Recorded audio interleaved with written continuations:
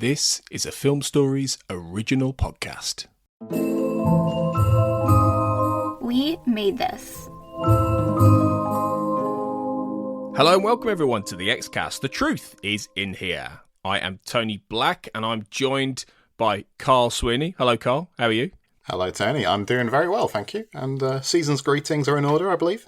Indeed, 'tis the season to be jolly, because this is an episode talking about Season 5's Christmas Carol in the X-Files, and we're doing a little bit of an intro to an episode that we're reopening, especially for Christmas, that first aired, I think it was Christmas Day, or around the Christmas period in 2019, where you spoke to Chris Knowles as part of our Season 5 coverage. So this is back in the mists of time, Carl. This is pre-Fight the Future Minute, pre-COVID.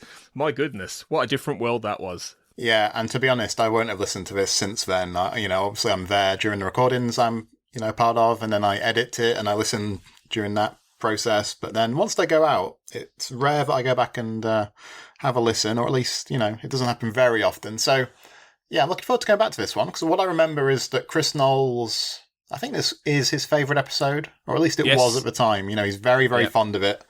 And atypically so, I would say. I think even though Christmas Carol has people who like it, I think Chris likes it more than most people do. And in a good way, because I think it led to an interesting conversation. And I think you've listened back to this one, haven't you, in recent days, when you were thinking about whether to put this one out or not. So hopefully it stands up well. It does very well, actually. Yeah, it's a great conversation. It's very, very interesting. I think Chris definitely talks about this in glowing terms. I think he definitely, with both of you, definitely make me want to go back and watch it again, because it's never been really a favourite of mine, to be honest. Although I do think it's better than the episode that follows it, Emily, which is a bit mad, generally. But I feel like the stuff in here that I always forget, like the ghostly Melissa Scully on the phone, things like that are genuinely quite strange. And in fact, I did go back and watch that little moment after I'd heard you guys talking about it, where she hears Melissa on the phone, and I was like, oh, that gives you a proper chill, that does. So it's that, and there were things I didn't know, that a few years after I'd listened to this, so I'd forgotten some of it, but things I didn't know about the original plans for it and such. And it's a very interesting conversation. And Chris is actually a little bit spooky himself about streaming services, because this is like a few years before we've started to see the bottom fall out of all of the streaming era stuff.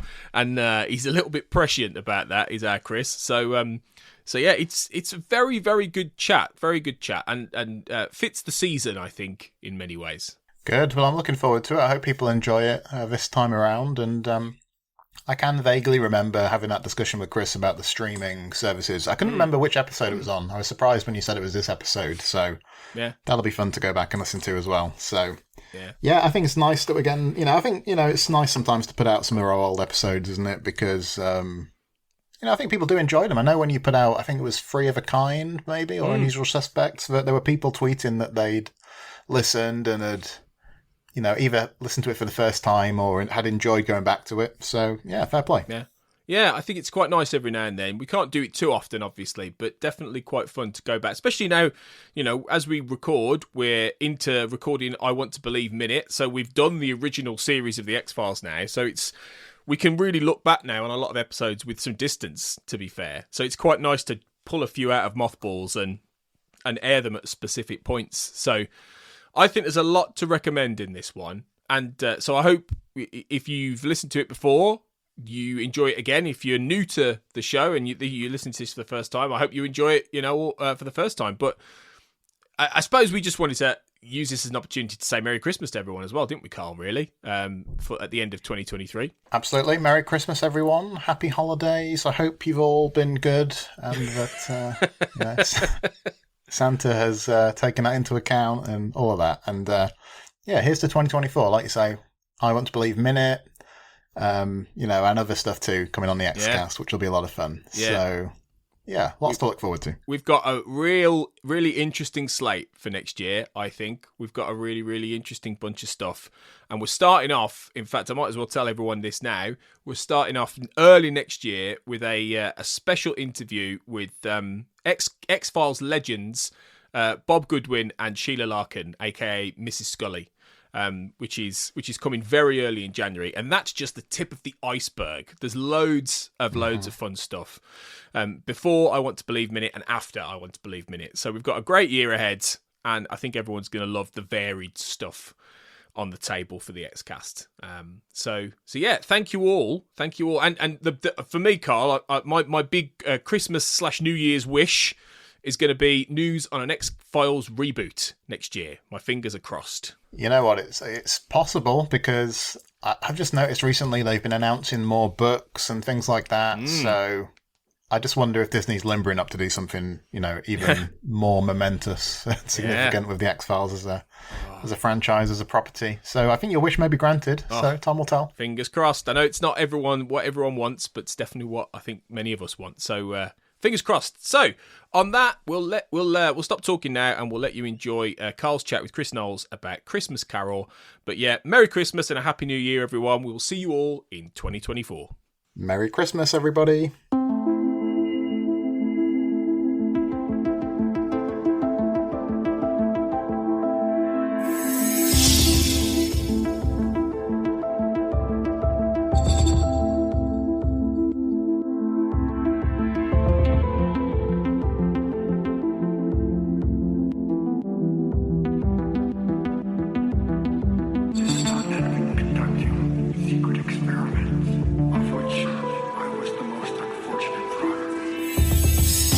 Welcome back, everybody, to the Xcast. As ever, the truth is in here.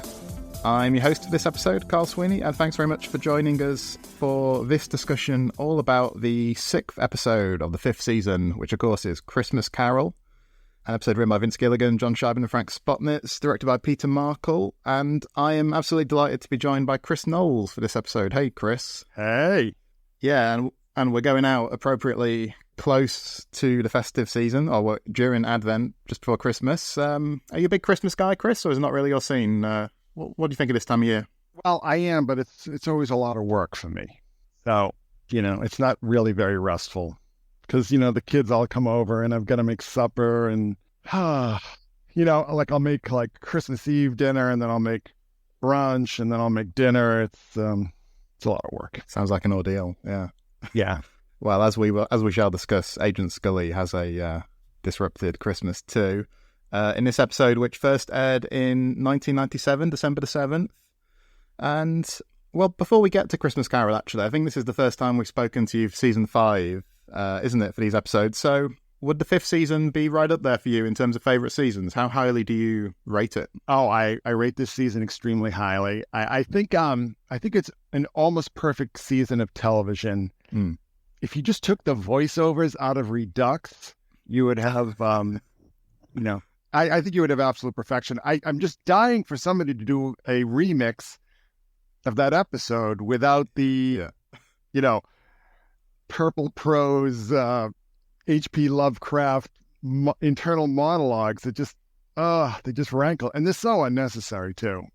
I think that would have been a really cool, spooky, creepy episode if, he's just walking around without all this stuff going on. You just had all these montages with Scully doing her science and Mulder sort of wandering around without all that stuff. But anyway, I think this is a quintessential series of television. It kind of ruined me for television for quite some time afterwards. No, it really did. It's just so perfect, and everything was working and humming and gelling, and great guest stars this season. You had some guest writers. Just a phenomenal episode. This is a phenomenal episode, but phenomenal season of television. And it's almost like it was so good that it's almost like you have nowhere to go but down after this point, because it's just so essential.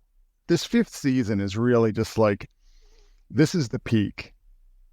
It really is for this series for me. Yeah, well, and this episode, because I think you've said to me in the past this is one of your absolute favourites, and you've already described it as phenomenal. So yeah, marks out of 10 now. I'm assuming it's pure 10. Oh, absolutely, yeah. Yeah, what do you make of Christmas Carol overall then? Oh, it's my favourite episode of The X-Files. Yep. I know that's probably seems a little strange to some people, but there are a number of reasons that we can discuss about that. But I love this episode to death. and I just it hit me at the right time. It hit me in the right mood, and it just devastated me. It really it wiped me out. It was just so perfect. Well, that's what I was going to ask you really was like, have you always felt this way? Because for me, this has been one that I've grown to appreciate a lot more over the years. I probably would say like an 8 out of 10 myself, but I think it's really good. But at the time, I think I felt a vague sense of disappointment because this came, I think, the VHS with Emily. I saw it before it aired on British TV, but they just didn't really flow. I mean, we'll talk about how they match up together, but yeah, seeing it in isolation, though, its virtues are much more apparent, I think. Well, here's the thing. I mean, let's see, this is 1998. 97, I'm sorry. And 97, yeah. Yeah, I'm 31 years old. I've got 2 kids. My oldest is 10, and my youngest is 5. I'm spending a lot of time jetting back and forth to New England to visit my family. There's a lot of military in my family, so I can sort of relate to the Scully family, and the family dynamic was very, very familiar to me. Especially, those withering looks that Mama Scully gives her kids. It's just the whole setting and dynamic really hit me at the right point in my life, I guess. And again, I'm older than a lot of fans, and I'm certainly older than you. And, I had a little bit more living under my belt, and I just really appreciated that they really delved more into the family, Scully's family and her background and her backstory. And I really wish that they did more episodes like this. I wish they did more episodes that went into their backstory, that went into their childhood, that, for instance. Yep. So we saw the Samantha abduction scenes, right? Mm-hmm. But I really would have liked to seen some episodes where you see how this affects the family. That you get a little bit more background, you get a little bit more rendering as to how the Mulder family was just wiped out by this event, and how it affected Mulder, maybe how it affected him in school, maybe when he came to start being interested in the X-Files and all these sort of paranormal things. I just think they could have fleshed that out a lot more, and I really wish they did. And maybe they were planning to, and then, some of the fans didn't react very well to this episode, so maybe they sort of scuttled that. But I really would have liked to have seen more of that, and I really appreciate it because, Chris Carter's always said it's only as scary as it's real. But, when Mulder and Scully are sort of operating in this universe unto themselves, that's not reality. They're gonna have families, they're gonna have, we know they have families. They're going to have lives. They're going to have people that they interact with. And to just have it be this weird isolation where they wander around alone, in deserted cities and investigate these things, it just doesn't, in hindsight, as the years go by, you kind of see that as like, I wish they had fleshed that out a bit more. I really do. Yeah, because after this 2-parter, we see Mrs. Scully from time to time, but it's really nice here, isn't it, to see like Bill and Tara, and just to get a sense of what their lives are a little bit like, and I think we do lose something, don't we? Kind of losing track of some of ththese characters. Well, I'll tell you what else.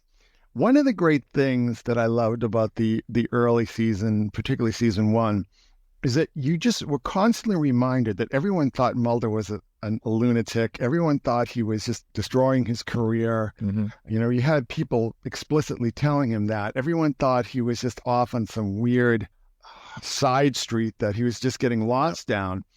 And that gave the characters more, it places them more in context. So in this episode, and in the episodes that sort of follow before this, I'm thinking Gethsemane and the Redux episodes, mm-hmm. you get a sense of like how much Scully has been changed by working with Mulder, how much she's been changed by her abduction, how much she's been changed by doing all these strange things off in weird corners of America.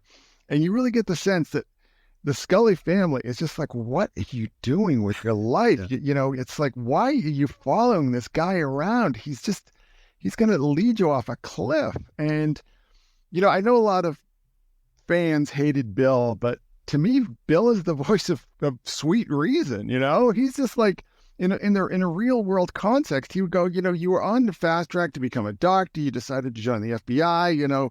Your career was going gangbusters until you hooked up with this weirdo, and he's just like some psychotic who's just chasing phantoms, and he's going to lead you, straight to your death, which we saw in Redux. So I think that he is undervalued because what he is presenting, and I think what really renders her character so well, and why I appreciate this episode, is that he's offering like a real world context to Scully. That Scully is a woman who has basically lapsed into someone else's psychotic delusions and has been, damaged by it. And we see that. We see that in this episode where she's very withdrawn and she's very cold and she's very tense. And I just, Gillian Anderson had criticized herself for this acting job. And I just think, like, what are you talking about? This is perfect. It's perfect for where Scully's at this point in her life. It's perfect for, her dealing with her family. And even though it's like, it's more devastating that they aren't saying what they think, it's like, you know what I mean? Until Bill really gets in on her, that we see this family dynamic, and she's just like, she's supposed to be at luncheons, and she's off, at jail cells, and just the whole thing. I just think, that's really what I appreciate about this episode. And again, I wish they did more of this, is that it just puts these characters back into a recognizable real world that you and I would, have some sort of context for. And I think it just really renders her character in a way that I don't think you would see in just more isolated standalones or even mythology episodes. That's what I was thinking as I was watching earlier, actually, is that I can see exactly where Mrs. Scully is coming from. I can see exactly where Bill's coming from. I can kind of understand what Tara's thinking as well. And I thought, yes, I think that was very well done. Just before we move on, I thought it was kind of interesting that, as so many episodes were, apparently this was really written against the clock, wasn't it? Mm-hmm. I think Spotness has talked about they had an original conception of the story, then it changed to incorporate Melissa Scully. It was supposed to be much closer to the Dickens story that the episode's title suggests, wasn't it? So that's kind of tantalizing to wonder how exactly that would have played out. It would have been horrible. How could you really do that? I guess you could have Melissa show up in ghost form, which of course she does, but I just don't see that. I just don't see that working. I think that was a very wise decision. And I think the way they pay tribute to the classic Dickens story without doing a cover version of it in the X-Files universe, I think really worked well. And it just goes to show, you had 3 writers on this story under the gun, really motivated, they were on fire, these guys. The X-Files is at the peak of its popularity. It just gives you a momentum that you wouldn't have in another context. You certainly wouldn't have today, when everything, I was like seeing, these shows that they spend tens of millions, if not hundreds of millions of dollars on, and they get like 1 million viewers, per episode, if not less, like things on HBO will get like anywhere from 600,000, 800,000 viewers, and, on average. And it's just like, whoa. So you can't underestimate just the power and the inspiration and the motivation that the kind of success and being at the center of the cultural conversation is going to give you. I guess it's an interesting shift though, isn't it? Because like at this time, it would have all been about the audience share and, getting as much of the mass audience as possible. But I guess these days it's more about attracting new subscribers and things, isn't it? To whatever service it may be. It seems more important than the total number, doesn't it? Yeah. But I got to tell you, I just don't see how the economic model makes sense, personally. When you've got television programs on average costing, $3 to $5, sometimes up to $10 million per episode, and they just not get, even with paid subscribers, even with streaming, even with downloads, even with, people buying versions on Amazon or iTunes or something. I just don't see the economics of it. It doesn't make any sense to me, and it really just makes me wonder how this whole system continues to float. I think a lot of it is like venture capital money. I've heard a lot of things about, like, for instance, Netflix, that Netflix just doesn't make any money and they lose enormous amounts of money. So I don't know. I think that we're due. I think in the next 2 or 3 years, we're going to see a major shakeout, because a lot of what's keeping all these streaming channels alive with all these incredibly expensive shows is, it's speculation. It's venture capital. And I think once the results are in and, these people are losing tens, if not hundreds of millions of dollars, it's just, they're going to have to pull the plug, and will be a much different landscape. Anyway, so in terms of fan reaction, you've already suggested this is not typically regarded as a fan favourite, but it has a respectable 7.9 out of 10 on IMDb, which renders it, that puts it 14th for the season, equal 14th, I think. Well, it's pretty low in a 20-episode season. It is, but it's a good season, like we said. There's not that many episodes people would point to as being particularly weak, is there? What, it'd be like Schizogeny is the one people always seem to point to, isn't it? But... Which I like. I like it. I mean, it's got Sarah Jane Redmond, and how bad can it be? And it's very atmospheric, isn't it? Anyway, we digress. Let's take a closer look then at Christmas Carol.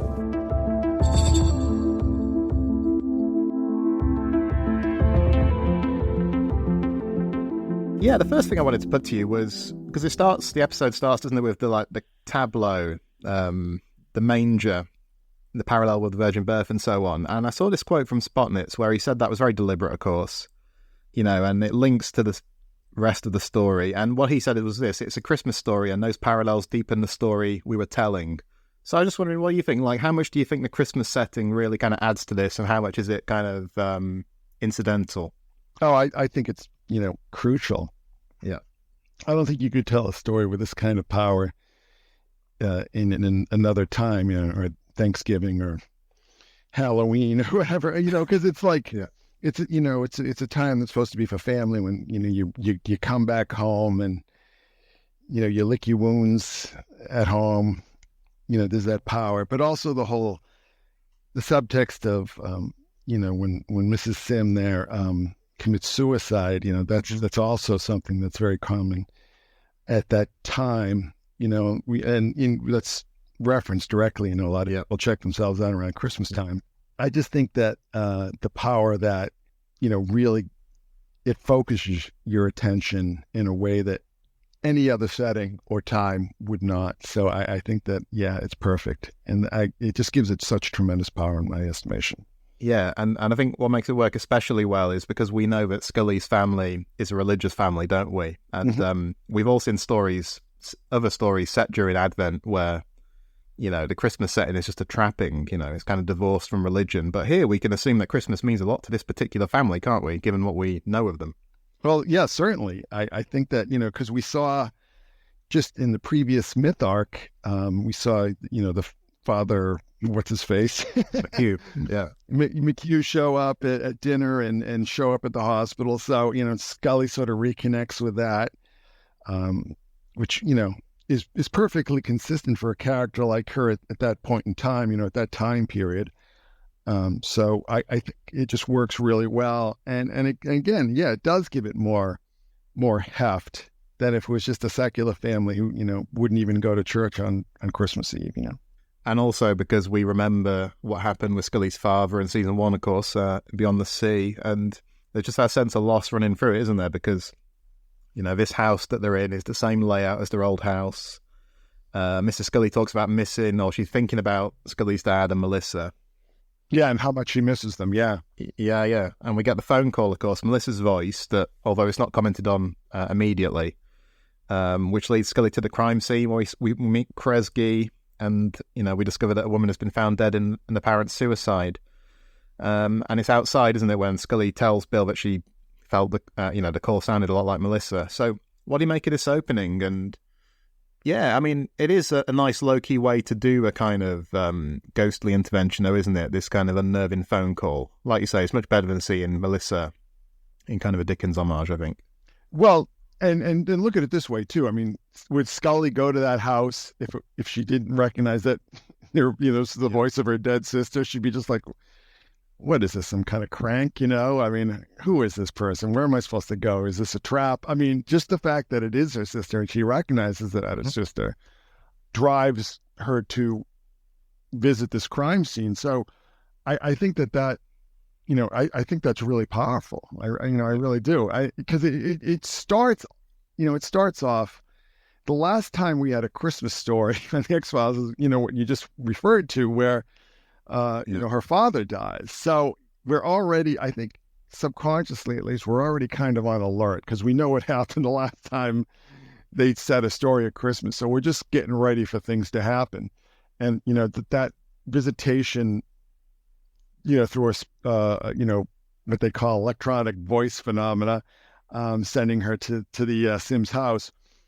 Yeah, it just really, it grabs your attention right away. It really does, or at least it grabs mine. And I think if fans are older now and, some of them have, families of their own, if they go back and watch this episode, I think their appreciation of it will really deepen, with that kind of hindsight.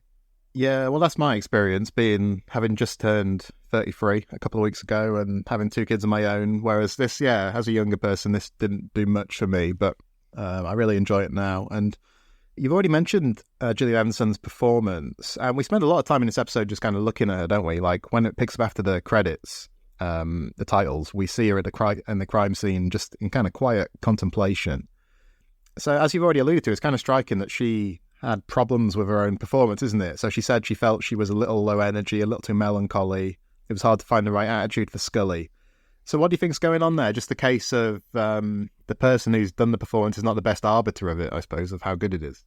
Well, she's in the moment, and, the character is supposed to be feeling low energy and melancholy. Yeah. So, I mean, mission accomplished. I mean, how else is she supposed to feel? So, it's one of these things that it's always harder to sort of have that kind of objective view of your own work. And but I think her performance is perfect. It's pitch perfect at every given moment, and it's what the story calls for. I really believe that.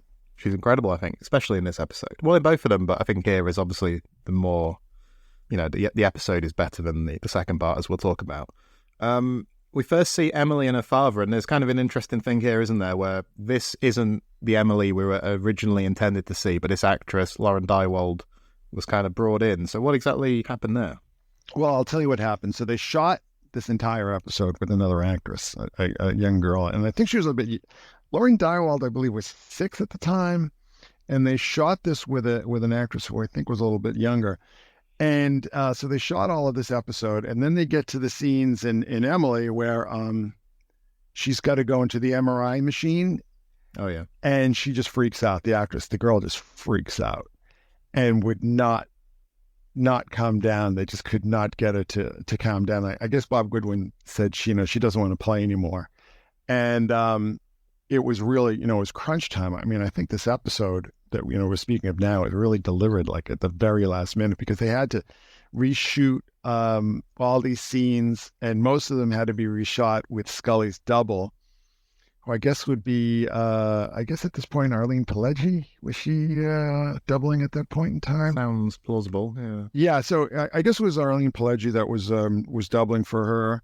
So all these scenes had to be reshot, and then what they had to do was that the scenes that they couldn't reshoot, particularly the scene when Mr. Sim is carrying Emily while talking to Detective Kresge, they had to sort of paint different clothes on, and there was all sorts of digital magic that needed to be done, and sort of took them right up to the bell.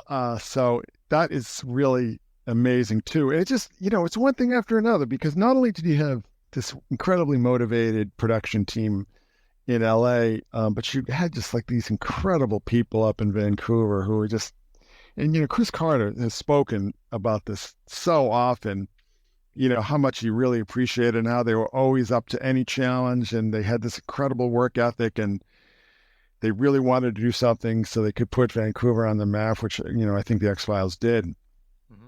So it's just this confluence of all these factors that that feed into a show like this that has to be rewritten at the last minute and has to be reshot at the last minute and still comes out the way this episode came out, which, I don't think you'd see a lot before this, and I don't see a lot after this, personally. Yeah. I mean, at the outset, the case, in Kresge's view at least, it's looking straightforward. There's no need for Scully to be involved, but obviously she doesn't accept that. And she's obviously very preoccupied because there's that scene where she's at the dinner table, she kind of excuses herself, calls Mulder but doesn't speak to him. So yeah, the extent of David Duchovny's involvement is, one shot, essentially. I mean, it would have been a very different episode with Mulder on the scene, wouldn't it? I think obviously the second part kind of shows that as well. But it's kind of curious that it is so limited, isn't it? Well, I think it gives it more power because she's kind of isolated on her own, and she's dealing with what she clearly recognizes as paranormal phenomena, and she doesn't have Mulder to sort of guide her through it. So she's, she's kind of like lost in the forest a bit here. And I think that gives you a bit of a hint of what we would see in season 8 and season 9.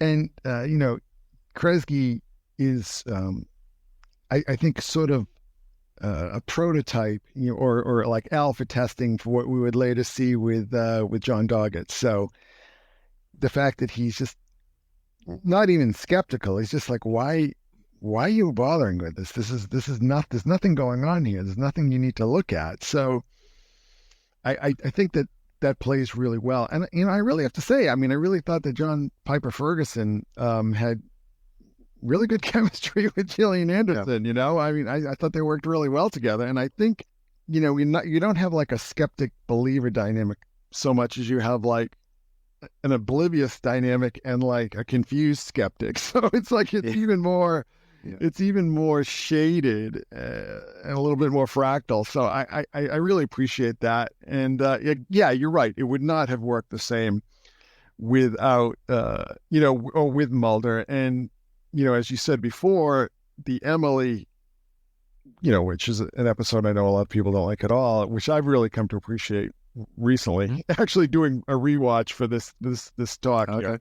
Here. So I've come to appreciate it much more than I had. So, I think that the interplay between Scully and Kresge, really makes this episode and would not have been there otherwise.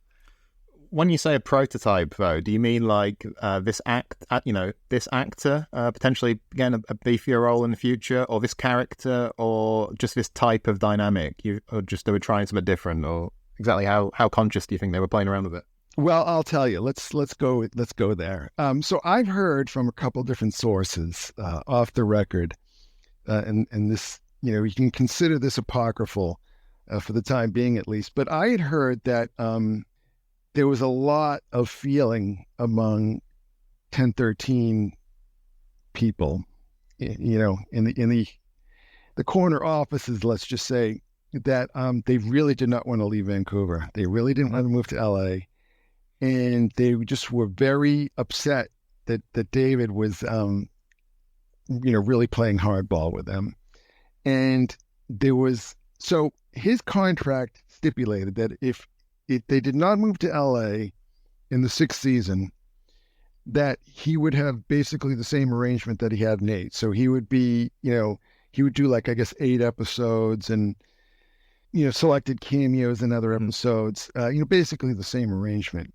And there was a lot of feeling from what I've heard, from 2 different sources, mind you, unconnected sources as well, that they were just going to call us bluff. They just said, you know what, listen, it's going to cost us 3 times as much to do the show in LA. We've got a great crew here. We've got great people. We've got a great city with free atmosphere. So they were thinking about calling David's bluff. And I think that, the Kresge character, so David's off doing Playing God, which is just a really, really bad movie. I think he just, I think he could have been more successful in film. He just picked the wrong projects. He always seemed to pick the wrong projects. Anyway, so he was off doing Playing God, and I think there was a definite thought or a definite idea that let's just see how Gillian plays against other actors. And I don't think they were ever planning to cast John Piper Ferguson as a new male lead, but I think it was just like, well, let's just try this out, because they could have done this episode without him. Yeah. They could have done it with a female detective. They could have done it with no detective at all. I mean, they could have there's a number of ways they could have played this, but I think they really wanted to see how they could play her against a new actor. And, he's a cop and he's no nonsense and, he's a little bit of a dick. And, like they really, you can see the seeds for the dogged character taking shape here. So I think that was a deliberate intention on their part. And, we saw the same thing repeat itself in season 6 in Tithonus, with the Payne Ritter character. So I think there was definitely a feeling like we love David. David's great. The Mulder character is great, but it's just gonna upset everything. And I think, moving to LA, let's be frank here. And it really hurt the show. I mean, the season, the ratings that season really kind of cratered. So, of course, you had the direct competition from Sopranos in the second half of the season. But be that as it may, Fox was having none of it. Fox knew that the secret to this show's success was, David and Gillian, so they were not going to mess with that formula. But I really do think that this was sort of like, well, let's see how this goes. And it was kind of like, again, like alpha testing, Well, we'll probably return to Kresge, but one character I wanted to ask you about was Tara, because we get the thing, don't we, where they're sat at the table and, she's talking about a baby kicking and I can't wait to have more. It gives everything new meaning. Obviously presumably she doesn't know the resonance that would have for Scully, but what do you make of her? She's a character that doesn't seem to get much discussion. Like how much, I don't know, you get this with people with kids sometimes, I think, where they're a bit insensitive to people who don't have them and they talk in a certain way. And how oblivious is she to what Scully may be feeling, do you think? Well, this is the whole subtext, the unspoken subtext of this series that I love so much. I think that was a very catty, bitchy thing to say. And I think she's like, it's the kind of thing, particularly at that time, because, this is the late 90s and you had like a sort of a mini baby boom going on, and you had, the economy was really roaring. And I think there was a lot of, women who had put off family for careers and, started having kids at this time. And I just, like I said, I was there and you'd go to schools and preschools and it was just like kids running around everywhere. So I think that, in the context of the time, I just think that was a very kind of like catty thing to say, but, and it suits her character too, because, she's like the sweet kind of fresh face, housewife type, but that's, again, it's very real. And it's the kind of shading, it's the kind of, subtext that this show put in that other shows did not. And certainly the shows that were trying to copy the X-Files never did, or at least did with any kind of grace or sophistication. And I think it kind of, so that leads into the next scene where, Scully's mother comes for a chat when she's doing the dishes, and we get all this stuff about she's discovered that she couldn't conceive quite recently. Didn't realise how much she wanted a child until the prospect was taken away. So there's an argument about these episodes that you hear, and about Scully's character more generally, the kind of maternal turn that she takes. And the argument seems to be like the series is suggesting that women who hadn't previously wanted children were kind of missing out in some way. In other words, that Scully's kind of belatedly learning about what true womanhood is all about or something. I mean, how do you see that? I mean, I guess we started to see intimations of this from when? From Home, maybe? Scully, I never saw you as a mother before. I guess it's kind of been layered in a bit since then, hasn't it? Yeah, it certainly has. I think that, and then I would even go back to an episode like Revelations when she just sort of has that very protective maternal attitude towards Kevin Kreider. And, there are probably other examples of this as well that are not coming to my mind immediately. So I think that, this is 20 years ago, over 20 years ago. Scully was born, I guess her character's born in 1964. She's being raised in a Catholic family before, Vatican II sort of sunk its teeth in. it's a military family, it's a Catholic family. I mean, motherhood is enshrined, motherhood is very important. It's not, the way it is now. Families were, central to everyone's life, really. So I just think that those arguments are really specious and hollow and really kind of oblivious to, to who this character is and her background. I think that kind of context is really necessary to understand this character, that she's not who she later became. Her background, which we see here, which, she's part of a Catholic military family. Motherhood is important. It really is. And also, like she says, the fact that the prospect has now gone away, so it kind of brings it into focus, I guess. You don't miss your water until the well runs dry. That's an old folk song. Yeah. What about these sequences we get in this episode? Well, I mean, here we see Scully in bed, don't we? And I guess the most obvious reading is that we see a dream sequence, but the extent to which they're kind of realistic or not seems to vary a bit from case to case. So are we seeing dreams? Are we seeing flashbacks? Are we seeing recollections that are kind of filtered through Scully's perspective? I mean, how do you take all these kind of sequences?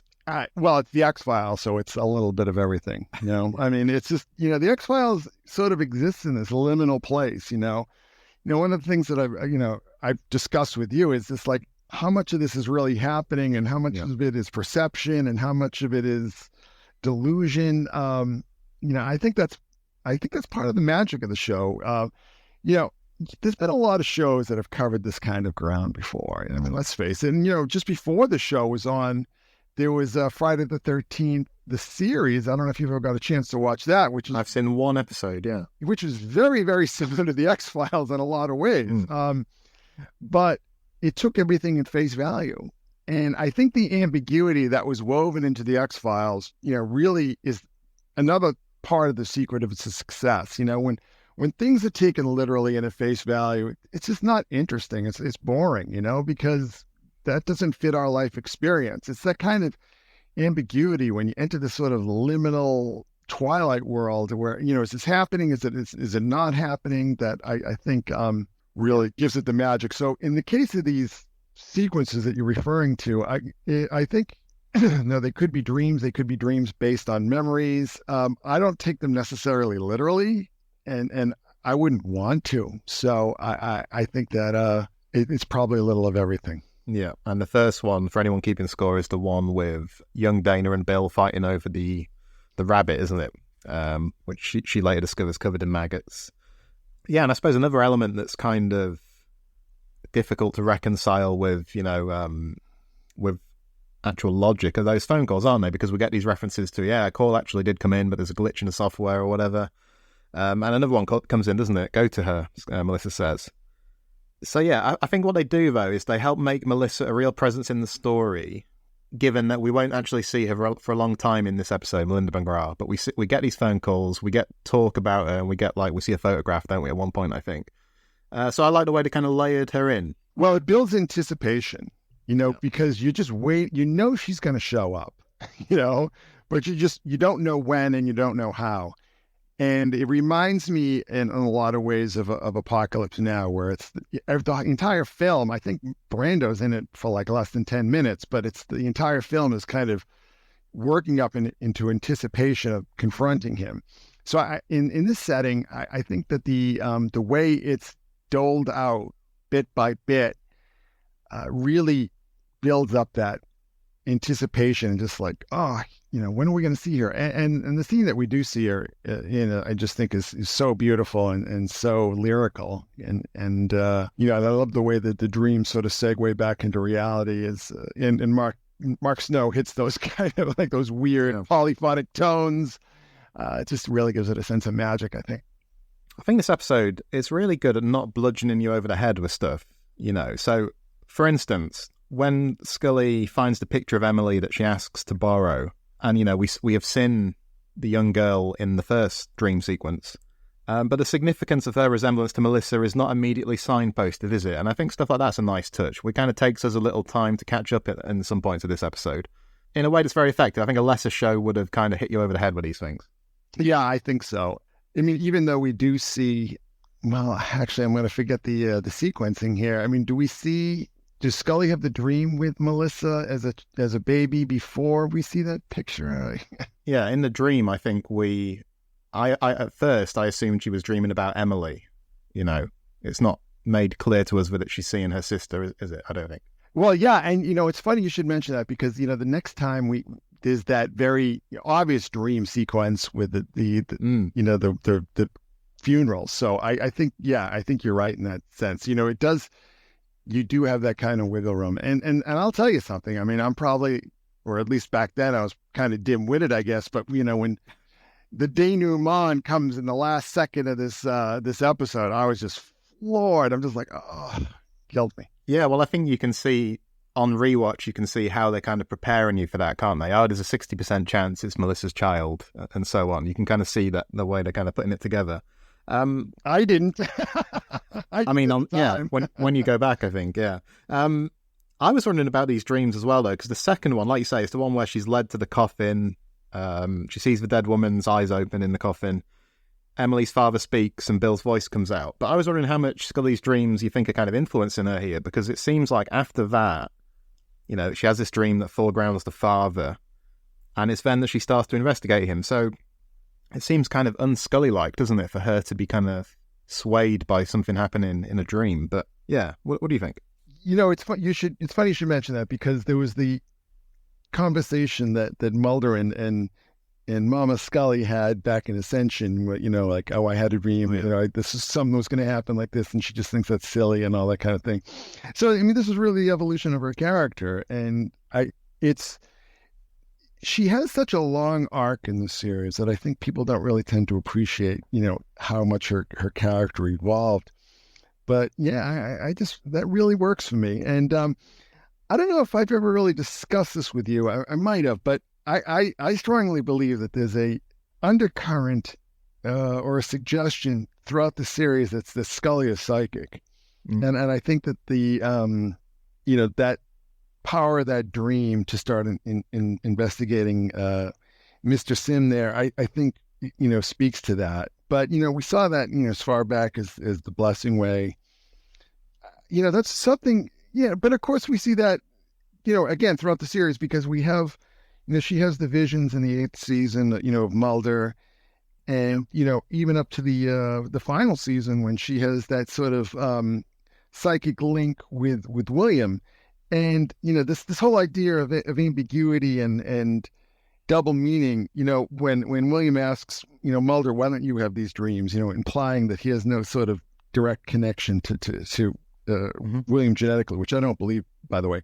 But yeah. I think it's more like, well, I'm not psychic, and your mother is. So I think that's more what it's like. Yeah. Well, is the suggestion that, like, the women in the Scully family, rather than just Scully herself, because Melissa and her mother at times seem to have these kind of weird insights, don't they? Like Scully's mother turns up on the scene in Ascension, like, uncannily fast, and yeah, it's interesting they didn't label that, though. Yeah. Well, that to me is like, again, like, not calling attention to it, sort of letting fans figure this out.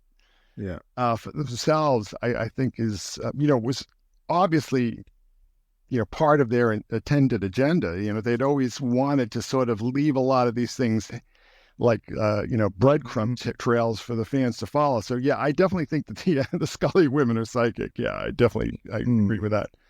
Yeah. Now, this may seem like a trivial point, but I just wanted to point out that the actor they get to play the cantankerous old guy doing the autopsy is really good, I think. Because he's when he looks chastened as well after he missed the puncture wound, I think he's really good. And I think we've seen him a couple of times before, haven't we? He's one of those familiar faces. Unruhe, he's in, isn't he? He's the guy in The Chemist or whatever it is. Yes, and he's also the judge in Miracle Man. So. Oh, yeah. Just one of those great actors they would find, Well, it's interesting, too, because, those are sort of two psychic episodes. You have the healer.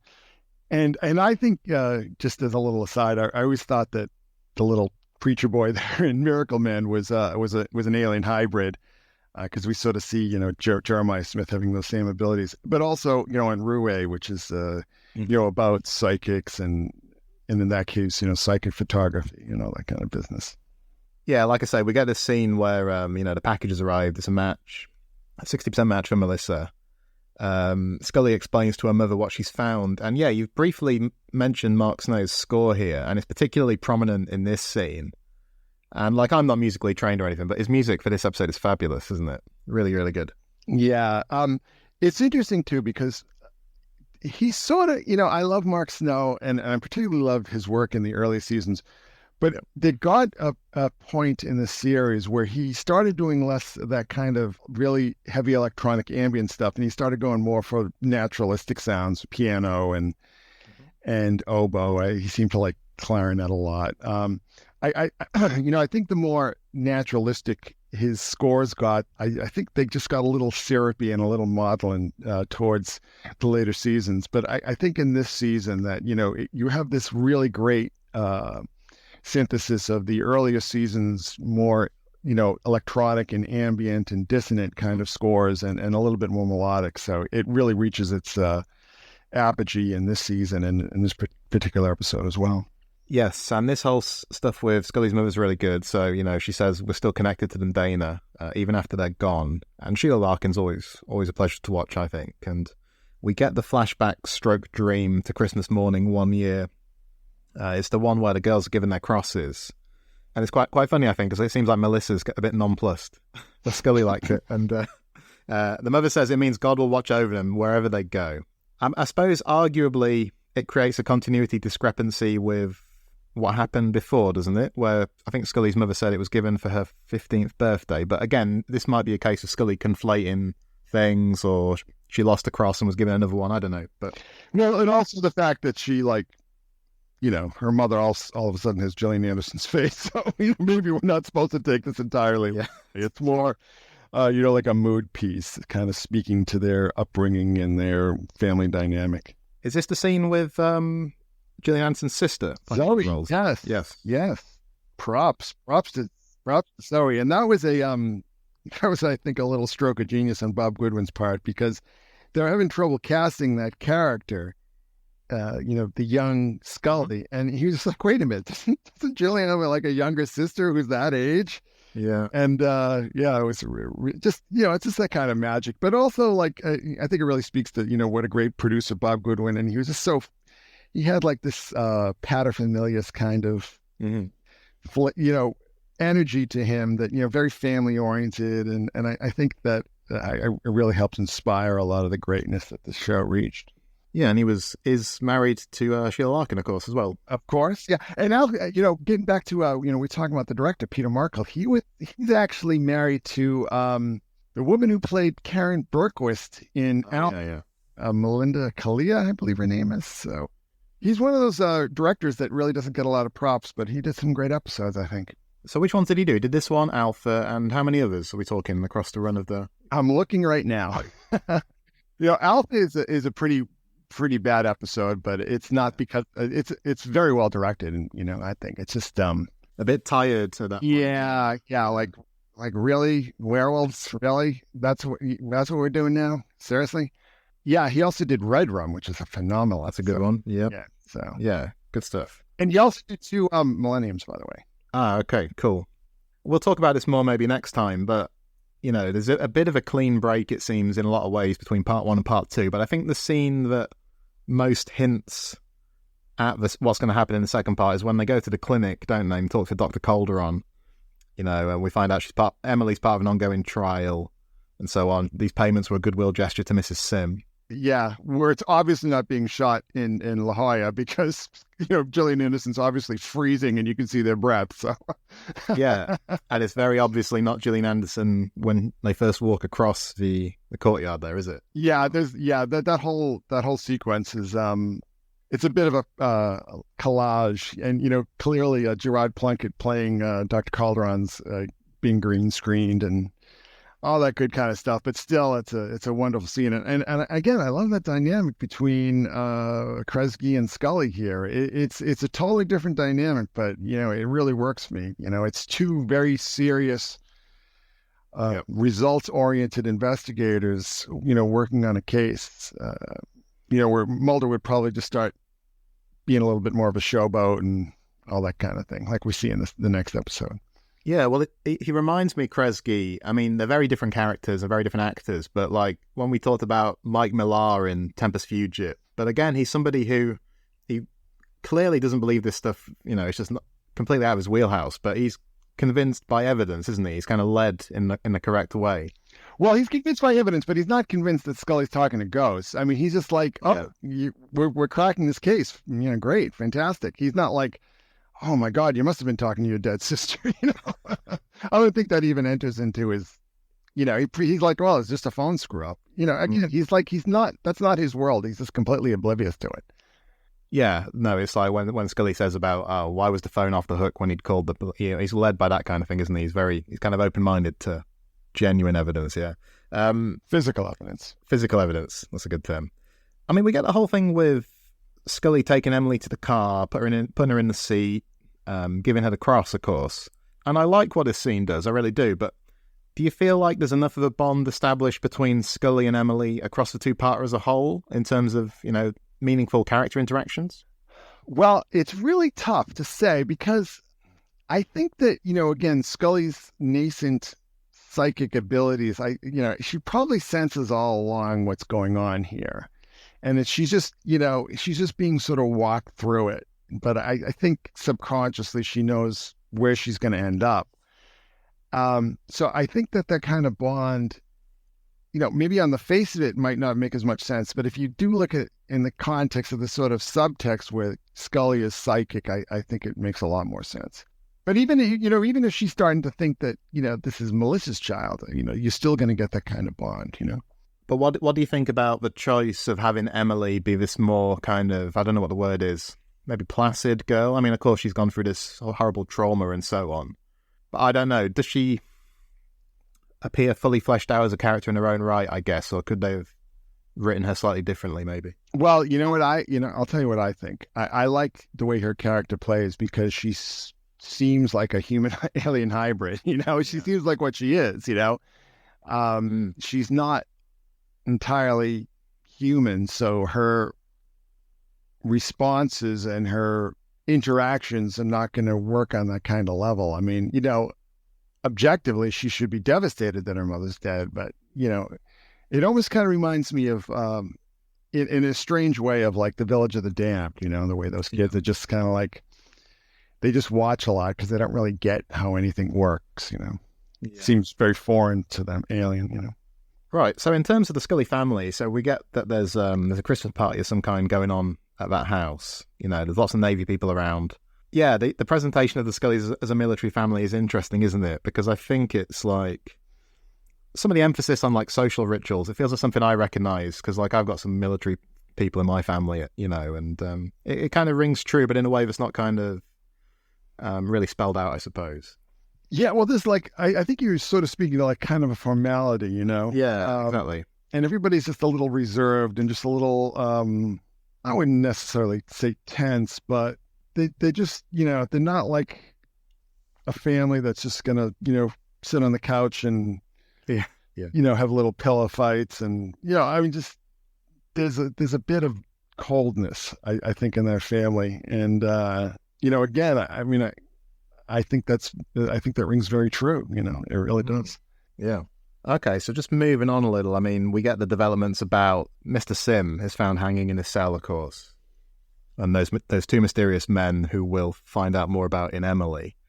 And when Scully fills Bill in on all the latest developments, this is where, I mean, to be fair, he's trying Bill, isn't he? Because he's found this photograph of Melissa from a few weeks before Emily was born.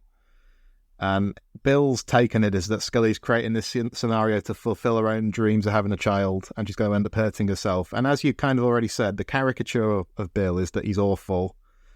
But again, like you also said, you've got to bear in mind how insane a lot of the stuff he hears must be. And I think Pat Skipper's really good, isn't he, at playing a very forthright character, but tempering him with a bit of humanity, I think. Yeah, I think if you had another actor in that role, I don't think it would work nearly as well. And again, it's the magic, you know, it's just great casting. I mean, what a coup to find, you know, Sheila Larkin to play Mama Scully, you know? I mean, what a coup, you know, just you had this actress in house who looked like Gillian Anderson's mother, you know? Yeah. You know, they're the same height, the same body type. Just amazing, you know? It's brilliant. I wonder why we never see Bill again then. I wonder if they just couldn't get him out to LA or I don't know. I think since they were so sensitive to the sort of instant feedback they were getting, since, you had a lot of fans just like, Oh, yeah. Not really dig what was going on. But also you had like the 6th season where like it's not everything is an event. Everything is a novelty episode. I mean, even the mythology episodes and novelty versions of, mythology, you know what I mean? Everything is a Darren Morgan episode in some regard or another, even if it exists in the context of the series. It's just everything is an event episode. I don't think you would really have that kind of interplay in those kind of shows. It's interesting, isn't it, that all the stuff about Scully applying to adopt Emily happens off screen, and it seems like there can't have been much time for her to have done that, and it seems like it's all happening very quickly as well, but I guess we just kind of got to go with that. But it does give us that great scene where she talks about how she's questioned her priorities since her illness, doesn't it? That she was so afraid of death and dying that connection seemed like a bad thing, but she doesn't feel that anymore. So it's very cathartic in some ways, but is the problem with it the fact that I guess we know ultimately on some level that we're not going to get beyond this 2-parter and have Emily be on the scene, are we? But does that detract from it? Well, I mean, what are you going to do? Well, what else are you going to do? I mean, look at happen in the 9th season when Scully's, got to arrange for babysitters and stuff. You can't really have that going on in the series, particularly at this point when it's still like young and sexy and on the go, and you really can't have her being bogged down with like having to change. Well, she's a little old for nappies, but Yeah, I think I don't think it's a problem with this episode at all. I wonder if a later show that had come along a few years later, might have attempted it though. When everyone's a bit more serialized and things, but. Well, look at how compressed the storytelling is in the episodes, particularly in the mythology arc. The X-Files really crammed a lot of information into these episodes, and now everything is kind of decompressed and would be spread out. And the amount of information and events that we see in this 2-parter, today would be 4 parts. You would just play that out. More decompressed. And I don't know if that necessarily helps it or hurts it, but it's just the way storytelling has changed. Yeah, I think so. And we get the flashback or dream or whatever finally with Melinda McGrath. And like you say, it is powerful, where they talk about Scully's future just before she joins the FBI, I think. Med school used to feel right, but now it's the FBI that feels like the right thing to do. And Melissa basically says, don't mistake the path you're on for what's really important, the people you're going to meet as you go along the way. And I don't know, how much like credence do you think we're supposed to give to what Melissa says here? Like, do you think we're supposed to treat her like this oracle that's kind of turned up and she's speaking the truth, or what? Maybe yes, maybe no. I mean, it's a sort of uncertainty that I think gives it a lot of power. I mean, this could just be a dream that Scully's having, and she's just prefiguring her own interactions with Mulder. So, I mean, it could go either way, but I just think it's a very beautiful and lyrical scene, and I think it really plays a lot to how well these two actresses played off each other. And I'll be, it's really a damn shame that we didn't see more of this character in the series. Yeah. And I like the moment when Scully says, like, you sound like a greeting card. It kind of punctures the seriousness of it. And I mean, I know Scully's hair is styled differently. I don't think Gillian Anderson really looks like Scully circa season 1, but the performance is what carries it up, of course. It's not nearly as bad as the hypnosis scene in Closure, in Mulder's style. That's really funny. Forgotten about that, yeah. All right, so Christmas Day has come, and present from Charles Scully, which is it's always nice when he's mentioned, I think. And then the courier turns up for Scully with the test results. So Scully is Emily's mother, is how we end this episode. Like we said, it's kind of cleverly constructed, isn't it? And surprising and powerful, as you said. And as you've already said, it kind of knocked you for 6 the first time you saw it. What do you think the reaction was like more generally? Do you think fans at the time were were on board with this or not? Online fans? Well, I got to tell you, I had really checked out looking at the X-Files message boards at this point in time because, everything had just gotten so toxic. It's funny to me that it happened so early, or kind of curious, I should say, Well, it's the internet, I mean, the internet really has a tremendous distorting effect, and people are hiding behind fake names and fake identities, and they can say whatever they want, and the ids really come out of the dungeon. So I don't remember specifically how that revelation was received, but I just do remember that there was a lot of kind of a little bit of groaning and moaning, and there was sort of a sense that in this two-parter that Scully was really just being put through the ringer, but that's drama. If your characters aren't put through the ringer, then it's boring as hell. You've got to have characters suffer and be put through tests and trials, or that's not drama. Well, I suppose it becomes kind of self-perpetuating, doesn't it? When you get through like dozens and dozens of episodes, past 100 episodes by this point, and you also discover that your actress is so good at doing it as well, as the thing, isn't it? Yeah. You really want to go back to that wellspring, because it works.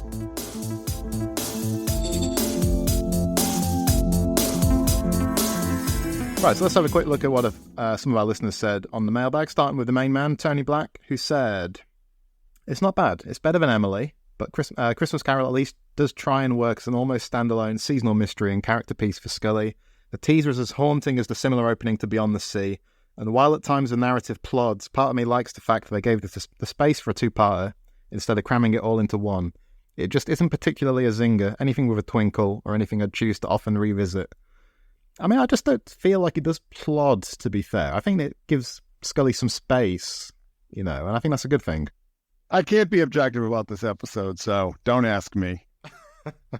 Right. Andrew Levitt said, "This is a great exploration of Scully and her desires through the lens of Dickens' A Christmas Carol. That Scully refuses to get Mulder involved and tries to cope with this on her own makes it a stronger episode. She almost comes across as Mulder-like in her persistence with this case. Detective Kresge is a great foil for her here. It's also a great insight into Scully's alienation from her family, even so close to the cancer arc when they became important to her. This conveys how far she has changed since she first joined Mulder on the X-Files. A wonderful episode only marred by being joined to Emily and being part of a season full of superior episodes." Well, I suppose that last part is a nice problem to have, isn't it? Yeah, we should all be so lucky. Yeah. Annie Aflori says, "I've always loved Scully-centric episodes. In Christmas Carol, Scully attempts to gain some understanding and control over her life and the fallout of her abduction by helping Emily. It also continues the long-standing tradition of Scully seeing or hearing ghosts, which she claims she doesn't believe in. It's a cool idea for the skeptic of the show." And Sarah Ford says, finally, "I actually really love this episode. I love seeing the Scully family. I love the phone call. I love the ideas. I feel like this is a great episode that looks at women and motherhood. We're looking at moms, sisters, adopted moms and daughters, and we're looking at male violations of this, murder, forced births, maybe, over-harvesting, etc. I feel like this had so much potential to go somewhere, and Emily just didn't stick the landing. I feel like if the second half had been stronger, this would be a very beloved two-parter." Well, Chris, I think that's something we'll have to discuss on the next episode, isn't it? The gauntlet has been thrown. Before we do go, do you want to point anyone anywhere online, like the blog or anything else, social media? I hopefully by the time this airs, my new book should be out. It's called He Will Live Up in the Sky. Oh, nice. And it will be available on Amazon and hopefully other sellers by this time. And I think that anybody who's an X-Files fan is going to really like it because very, very much inspiration and influence shown, even though I take things in a much different direction. But I think that if you're an X-Files fan, you will like this book very, very much. Yeah, I'll have to have a look at that. Nice. Right, in the meantime, you can find us at the Xcast in all the usual places. So on Twitter, for instance, at the X_cast. But that's all for this episode, listeners. Until next time, always remember, trust no one. The Xcast, an X-Files podcast, was created by Tony Black and is produced and hosted by Carl Sweeney, Sarah Blair, and Kurt North. You can find the podcast on Twitter at the X_cast, on Facebook by typing in the Xcast, and in our group, X-Files Basement, the Xcast podcast fan group, and on Instagram at the Xcast Pod. Don't forget, you can support the show by becoming a member on Patreon. Our patrons get early access to episodes, behind-the-scenes chats with our hosts and a thriving community of X-Files, and other premium interviews and specials. To find out more and subscribe, you can go to patreon.com/thexcast. That's patreon.com/thexcast. We are also part of the We Made This podcast network, full of popular culture shows, including our Millennium series, The Time Is Now. You can find all of our shows at our website, wemadethispod.com, or via Twitter at wemadethispod. Thanks for listening, and keep watching the skies.